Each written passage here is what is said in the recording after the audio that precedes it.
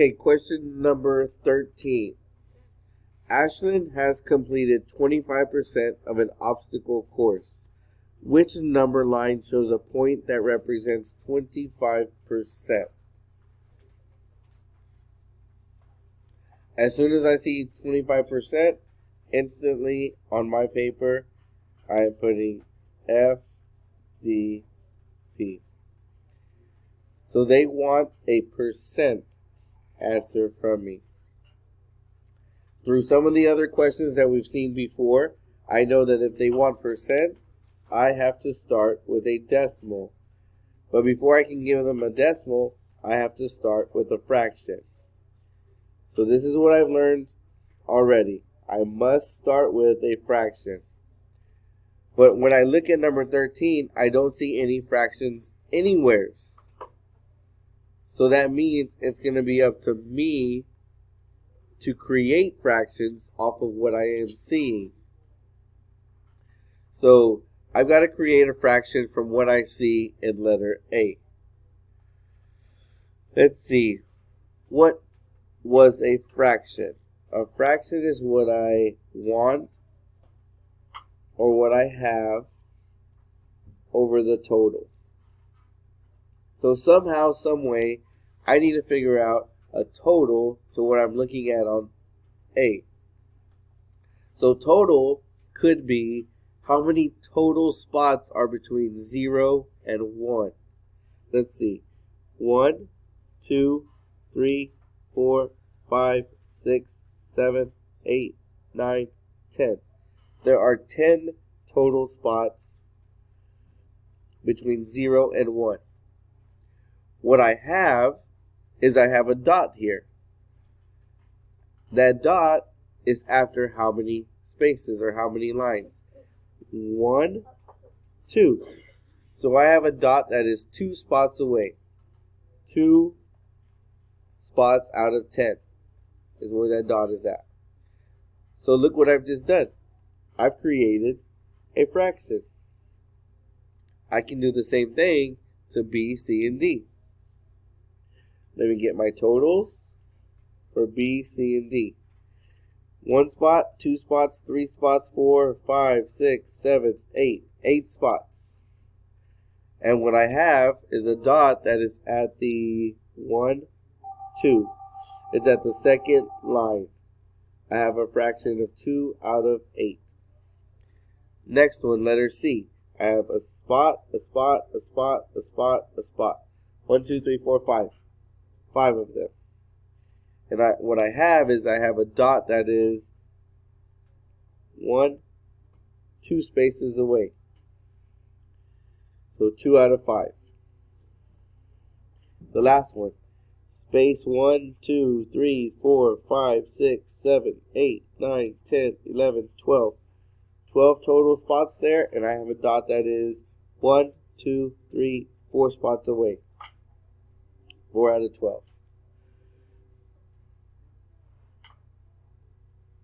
So, Free Dr. Pepper said, you have to start with the fractions. I had to come up with my own fractions. Now, get them to decimal.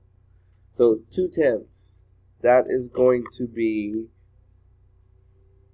0.20. 2/8 is the same thing as 1/4. That means it is 0.25. 2/5. 2/5 would be decimal 40. 4/12 is the same thing as 1/3 or 0.33. Repeating bar. So all I did to get these decimals here was I divided.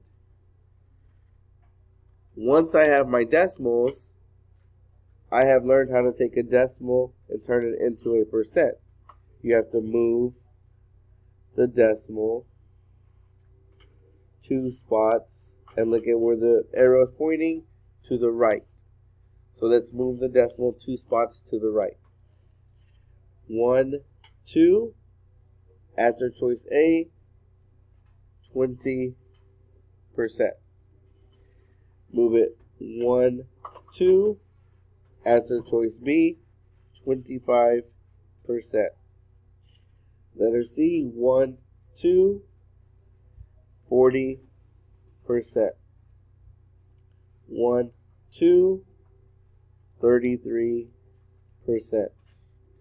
So the question says, which number line shows a point that represents 25%? Not going to be A. There's my 25%. Not going to be C. Not going to be D. Answer choice B. And it all started because I saw a percent sign that told me to write free Dr. Pepper on my paper.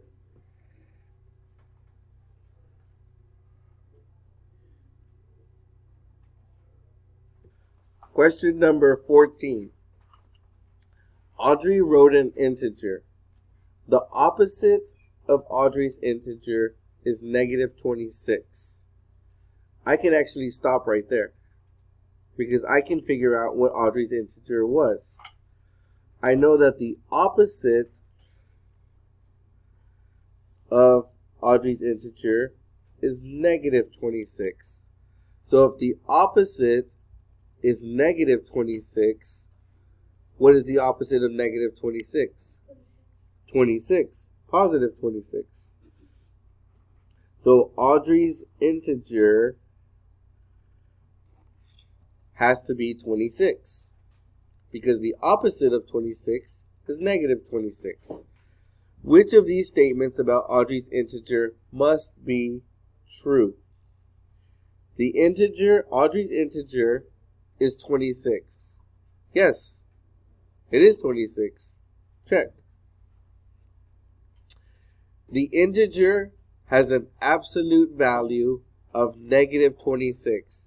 So the absolute value of 26 is negative 26? I don't think so. I learned that absolute value was always positive. I cannot have a negative answer, so that does not even make sense. That one's wrong. Audrey's integer is negative 26. No, it's not. I said that it was positive 26. It's not negative 26. And then the fourth one. The integer has an absolute value of 26. So the absolute value of 26 is 26? Yes, because I've learned that absolute value is positive. So how far away is 26 away from 0? It is 26 spaces away from 0. So that one works. Check. So which ones must be true? Well, I learned that 2 and 3 did not work. The ones that did work were 1 and 4. So let me try and find the answers of 1 and 4. That looks to be answer choice F. I know that 2 did not work, so G is out. 2 did not work, H is out. 2 did not work, J is out. Which only leaves me with answer choice F. Audrey's integer was 26.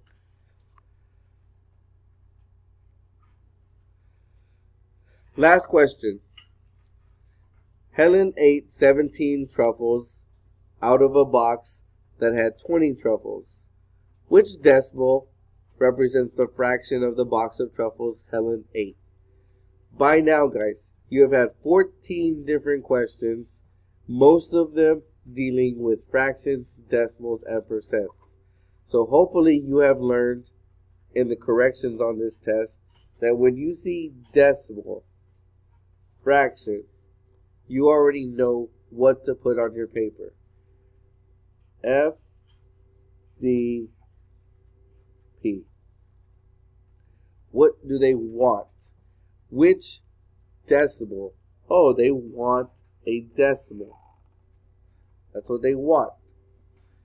So before I can give them what they want, I first have to start with a fraction.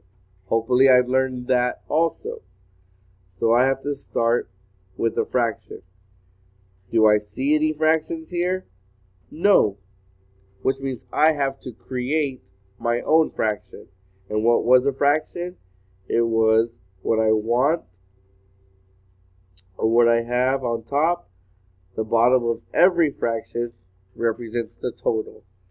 So that is what a fraction is. So I need to create my own fraction. Do I know a total from reading this problem? Yes. Helen ate 17 truffles out of a box that had 20 truffles. So the box had a total of 20 of them. That is my denominator, 20. What I want, or what does the question want? It wants which decimal represents the fraction of the box of truffles Helen ate. It wants the ones that Helen ate. How many did she eat? Helen ate 17 of them. That's what it wants, 17. So I have created my very own fraction, 17 out of 20. I have learned that I can get a fraction to become a decimal by dividing. So let me do that.